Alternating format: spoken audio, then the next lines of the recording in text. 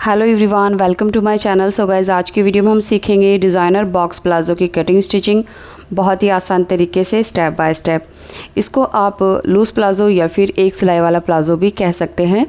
ये पहनने में बहुत ही ज़्यादा कंफर्टेबल है, बट बनाने में बहुत ही आसान है। बहुत ही कम टाइम में ये बन जाता है। इसको आप अपनी पसंद की किसी भी कुर्ती के साथ डिज़ाइन कर सकते हैं, बट मैंने इसको इस डिज़ाइनर कुर्ती के साथ बनाया है। ये देखिए, ये कुर्ती आजकल बहुत ज़्यादा ट्रेंड में है, जिसमें हमने वी कॉलर नेक बनाया है और सेंटर में गैदर्स हैं। सो इसकी मुझे काफ़ी ज़्यादा रिक्वेस्ट आ रही थी एंड इसकी कटिंग स्टिचिंग वीडियो आपको मेरे second channel Zaidi trendy fashion पर मिल जाएगी, या फिर इस वीडियो का जो लिंक है मैं वीडियो के डिस्क्रिप्शन बॉक्स में दे दूँगी। अब प्लाज़ो बनाने के लिए हमें 2 मीटर फैब्रिक की ज़रूरत होगी, तो मैंने यहाँ पर 2 मीटर रेयॉन फैब्रिक लिया है, क्योंकि मैं समर्स के लिए बना रही हूँ। हालाँकि आप अपनी पसंद के किसी भी फैब्रिक के साथ ये प्लाज़ो डिज़ाइन बना सकते हैं। तो 2 मीटर फैब्रिक में हमारा इस तरह से मेजरमेंट रहेगा। इसके बाद कपड़े को हम ओपन कर लेते हैं और किनारे वाली साइड से कपड़े को मैंने देखिए डबल फोल्ड कर लिया है। इस तरह से डबल फोल्ड करने के बाद हम इसको 4 फोल्ड करेंगे। 4 फोल्ड करने के लिए हम अपने हिप का 4 पार्ट प्लस 5 इंच करके कपड़े को फोल्ड करेंगे। तो मैंने यहाँ पर 16 इंच पर कपड़े को फोल्ड कर लिया है। मेजरमेंट मैं आपको पहले ही दिखा चुकी हूँ। तो इस प्लाज़ो का जो हिप साइज़ है वो 44 इंच है। अब ऊपर से यहाँ पर हमने आधा इंच का मार्क करना है, जो कि हमारा मार्जिन में चला जाएगा जब हम बेल्ट अटैच करेंगे। तो पहले हम यहाँ पर आधा इंच पर ये सीधा मार्क कर देते हैं। इसके बाद इस वाले मार्क पर हम अपनी इलास्टिक की चौड़ाई लेंगे। तो जितनी भी चौड़ाई आप इलास्टिक लगा रहे हैं, बस इतनी ही चौड़ाई ऊपर निकाल देनी है। उसके बाद नीचे की तरफ हमने अपनी प्लाज़ो की रेडी लेंथ पर मार्क करना है। तो आपकी जो भी लेंथ है वहाँ पर आपको मार्क कर देना है। ये देखिए, मुझे 37 इंच पर रेडी चाहिए और नीचे की तरफ लगभग 3.5 इंच हमारा एक्स्ट्रा है, जो कि हम मोरी में फ़ोल्ड कर देंगे। अब ये 3.5 इंच वाले मार्क को हमने आगे की तरफ बिल्कुल सीधा कर देना है, इस तरह से। इसके बाद ऊपर की तरफ यहाँ से हमने अपने हिप का राउंड लेना है। जितना भी हमारा हिप का फुट पार्ट है उसमें 2 इंच प्लस करके हम मार्क करेंगे। तो मैं यहाँ पर 13 इंच मार्क कर रही हूँ और आगे की तरफ हमारा 3 इंच रह गया है, जो कि हमारे क्रॉच की शेप आ जाएगी। इसके बाद ये आधा इंच का जो हमने मार्क किया है, यहाँ पर हमने फिर से इलास्टिक की चौड़ाई ऊपर की तरफ निकाल देनी है और क्रॉच की लेंथ लेनी है। तो क्रॉच की लेंथ भी हम यहाँ पर 13 इंच ले रहे हैं। तो जितना हमने ऊपर लिया है उतना ही हमने क्रॉच की लेंथ लेनी है। इस तरह से मार्क करने के बाद ये देखिए, आगे की तरफ हमारा 3 इंच है। तो यहाँ से हमने क्रॉच की शेप देनी है। शेप में हम कुछ इस तरह से देंगे। ये देखिए, इंची टेप को हमने तिरछा रखा है, या फिर आप चाहें तो इस तरह से हल्की सी गोलाई भी देकर मार्क कर सकते हैं। तो मैंने बिल्कुल हल्की सी गोलाई दी है। इसके बाद मोरी फोल्ड करने के लिए जितना एक्स्ट्रा फैब्रिक है ये हम अंदर की तरफ इस तरह से फोल्ड कर देंगे। इसके बाद हमने मोरी की चौड़ाई लेनी है। तो यहाँ पर मैं मोरी की जो चौड़ाई है वो 11 इंच पर रेडी रखूँगी, बट 1 इंच मैं एक्स्ट्रा ले रही हूँ, क्योंकि 1 इंच का जो सीमिंग अलाउंस है वो दबाव में चला जाएगा। तो हमने यहाँ पर 1 इंच एक्स्ट्रा लिया है। अब क्रॉच और मोरी की चौड़ाई को हमने इस तरह से इंची टेप रखकर तिरछा करके मिला देना है। तो मार्किंग हमारी कंप्लीट हो चुकी है। अब हमने इसकी कटिंग कर लेनी है इस तरह से। तो लीजिए, कटिंग हमारी इस तरह से कंप्लीट हो चुकी है। अब यहाँ जितना हमने फ़ोल्ड करना है वहाँ पर छोटा सा एक कट लगा देंगे चारों लेयर में। बचे हुए फैब्रिक से हम बेल्ट बनाएंगे और कुर्ती में डिज़ाइनिंग करेंगे। इसके बाद देखिए, ऊपर की तरफ हमारा जो फैब्रिक है यहाँ पर फोल्ड है, तो इसको हमने यहाँ से कट कर देना है। सो ये कट करने के बाद 2 में डिवाइड हो जाएगा इस तरह से। अब इसको ओपन करेंगे। अभी ये 4 फोल्ड है। ओपन करने के बाद ये इसकी जो 2 लेयर हैं, यहाँ पर हमने क्रॉच की जो लेंथ है वो फ्रंट की डाउन करनी है।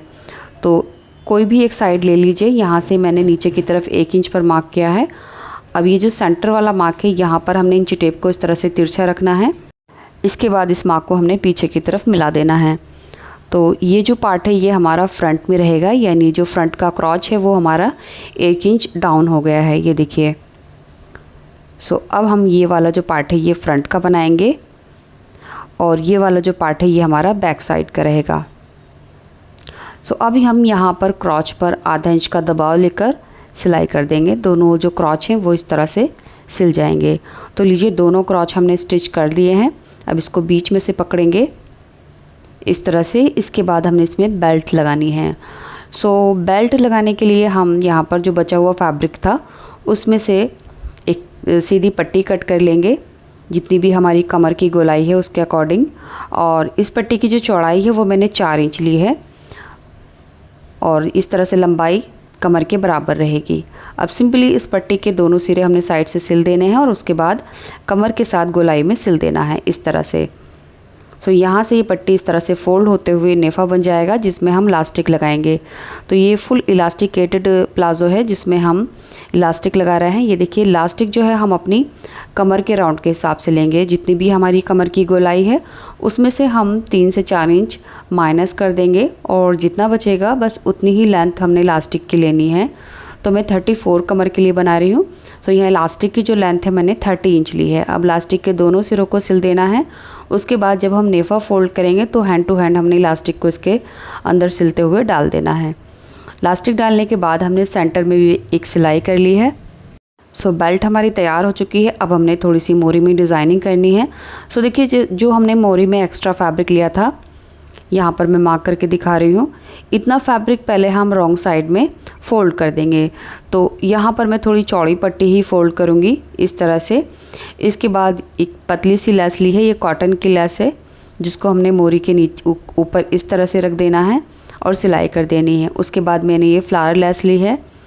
अब फ्लावर लेस को हम यहाँ पर रख कर सिलेंगे जहाँ पर हमने नीचे का फोल्ड वाली सिलाई लगाई है उसी सिलाई के ऊपर हम ये वाली लेस रख देंगे। इसके बाद एक लेस और लेंगे बारीक वाली और ऊपर की तरफ यहाँ पर सिल देंगे। सो इस तरह से हमने दोनों मोरियों को स्टिच कर लिया है। ये देखिए पहले हमने इसकी मोरी फोल्ड की, उसके बाद ये लेस इस तरह से लगा ली है। अब हमने इसके इनर साइड की जो सिलाई है वो लगानी है। तो ये हमारी लास्ट सिलाई होगी। सिंपली इस तरह से पकड़ना है और यहाँ पर सिलाई लगा देनी है। सिलाई लगाने के बाद हमारा प्लाज़ो बिल्कुल रेडी हो गया है। ये देखिए अब इसको हमने इस तरह से पकड़ना है और इसके ऊपर ये क्रीज़ बनाते हुए आयरन कर लेनी है। ये देखिए इस तरह से। सो अगर आप इस तरह से आयरन करेंगे तो इसका जो लुक है वो बहुत ही अच्छा आएगा। एंड गाइज़ अगर आप चाहते हैं कि इस तरह के प्लाज़ो पैंट पर आयरन कैसे होती है तो उसके लिए आप मुझे ज़्यादा से ज़्यादा कमेंट कीजिए। सो मैं जल्द ही प्लाज़ो पर आयरन करने का तरीका भी आपके साथ शेयर कर दूंगी। तो लीजिए यहाँ पर हमने प्लाज़ो पर आयरन कर ली है और ये हमारा एक सिलाई वाला लूज़ प्लाज़ो तैयार हो चुका है।